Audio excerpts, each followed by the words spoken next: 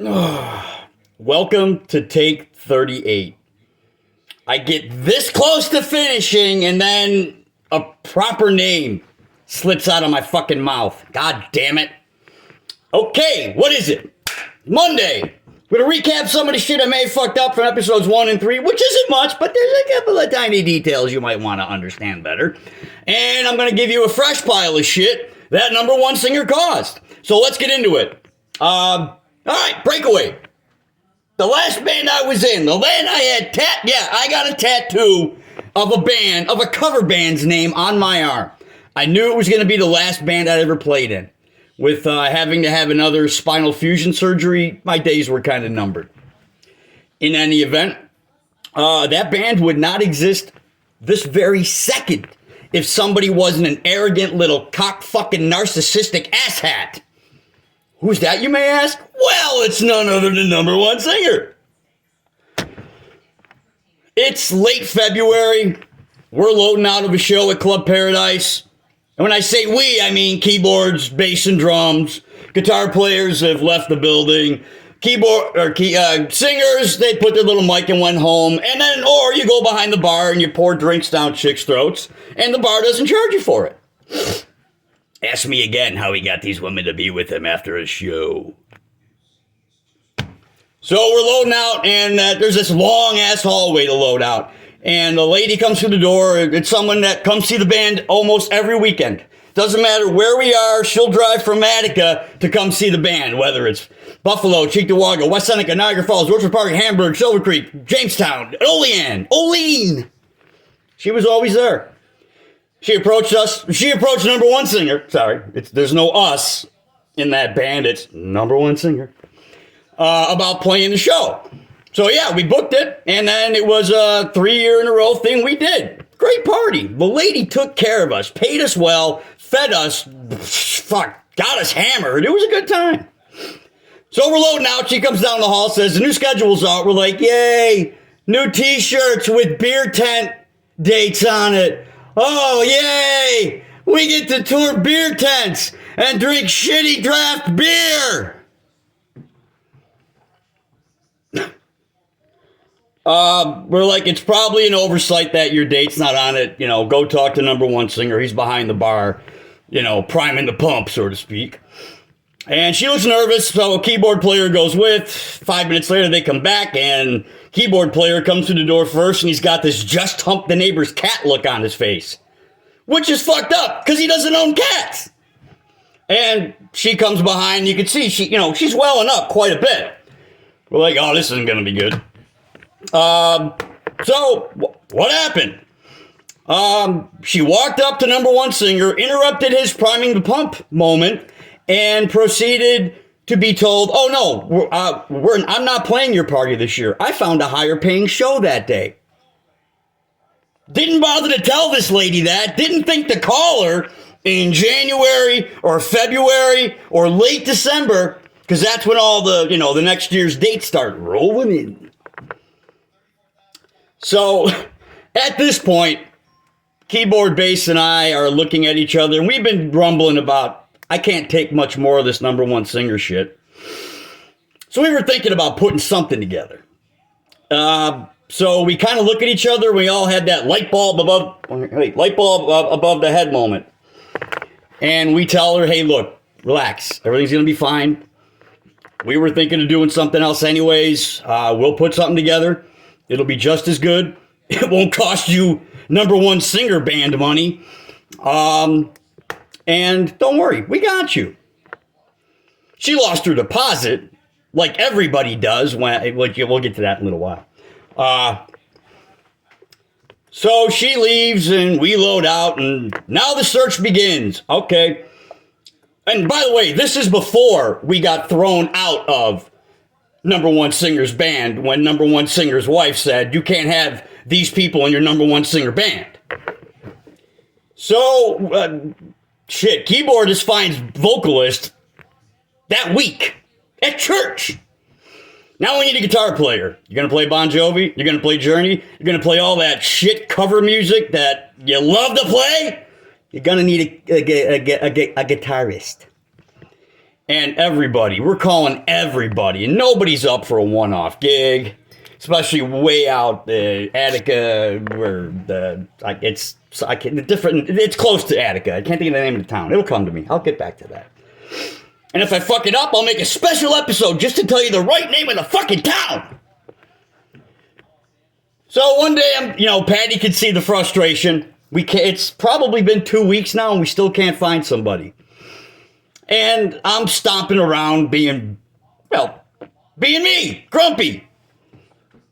She says from across the house, "Hey, what about Kook?" What about Kook? You're fucking brilliant. Well, wait, not yet. Let me get my phone. And are you still playing? Oh, you are still playing. Cool. Hey, we're putting this one-off thing together. It'd be fun as shit. You get paid, you get fed, you get drunk. Let me know. He's like, yeah, let me talk to the wife and I'll let you know. I couldn't put the phone down and the phone's ringing. He's like, I'm in. Ta-da! We have a band. Now we got to come up with 4 hours of music. So not hard. It's cover shit. Bon Jovi isn't exactly prolific. It's not like trying to learn 4 hours of Dream Theater. So we start rehearsing, and things are going. We put together everything we knew collectively, because let's face it, the same bands in Buffalo play the same damn songs. Like unless you go to this band that plays like AM Gold, fucking old school killer shit. I'm not dropping names, but the lead singer's first name is Mark. No, and it's not wide of the mark or off the mark or I got nothing. We'll erase that. But no, we're not going to erase. I don't edit. Fuck it. So we're rehearsing. Keyboard player was point man in number one singer's band for booking and making sure contracts were returned and signed and deposits were made. Evidently, a couple who booked number one singer band for their wedding found out that we weren't in the band anymore. And I can kind of see where they'd be like, this isn't the product I paid for. It doesn't matter if you switch out one person, the band is going to sound different. So she put a call into number one singer, and he basically tells her to fucking go suck a dick. I'll get my lawyer to contact you. You will lose your security deposit. You do not tell me who I can and cannot have in my band. You should have called his wife, because that's the only person that allows who's in that band to be in that band. Number one singer's wife. So she gives a call to keyboard player for Breakaway project, explains what happens, and he gives her the same story. Hey, oddly enough, we're putting something together for a one-off show. Here's the address we're rehearsing at. Grab your fiance. Come on down, and if you like what you hear, again, you're going to lose your security deposit to number one singer. So number one singer made $400 off of these two shows, and he didn't do shit. So we get together to rehearse. We meet the couple, and they're sitting on the basement steps, and I think we started with a 38 Special song. I'm a little fuzzy back here. Well, and here and here.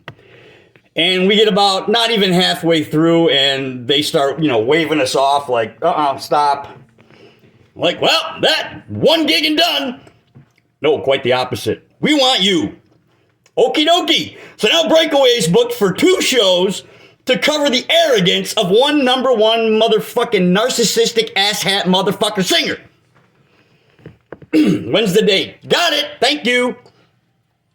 So we played the ladies' party, Attica, was amazing. We actually did a canned food drive too. We tied it in with a few things just to try and, do something different.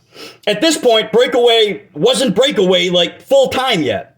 So we played the one-off show, and now we're at the wedding, and we're on break, and we all, again, that light bulb moment comes on. And they're like, do you think Buffalo needs another cover band? Yeah, it does. Absolutely it does. So, at some golf course in Lancaster, it might have been Lancaster Country Club. I don't know. It doesn't fucking matter. The point is that was the moment Breakaway became Breakaway, and we booked our first show at Dock at the Bay.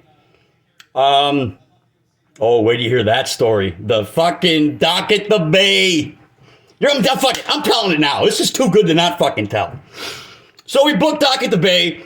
We're loading in, and I have never seen dock at the bay this packed, at least since the late 80s, early 90s.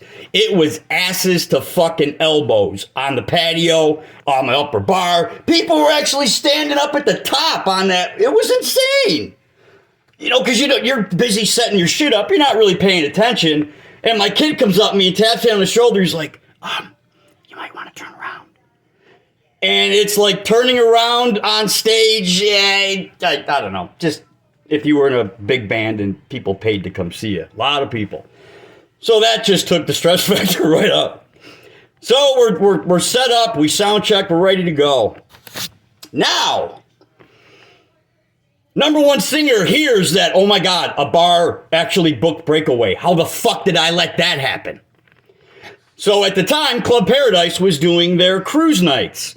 And there was like an all-star band of people that played. You know, they pulled up a flatbed truck and that was the stage outside. Cool. Number one singer calls club owner and says, hey, give the band the night off. I'll pay them and we'll play for free. Did I mention this bar is about a mile away from where we were playing at Dock at the Bay? So this motherfucker pays a band not to play and then pays people in the band to play that he didn't get paid for.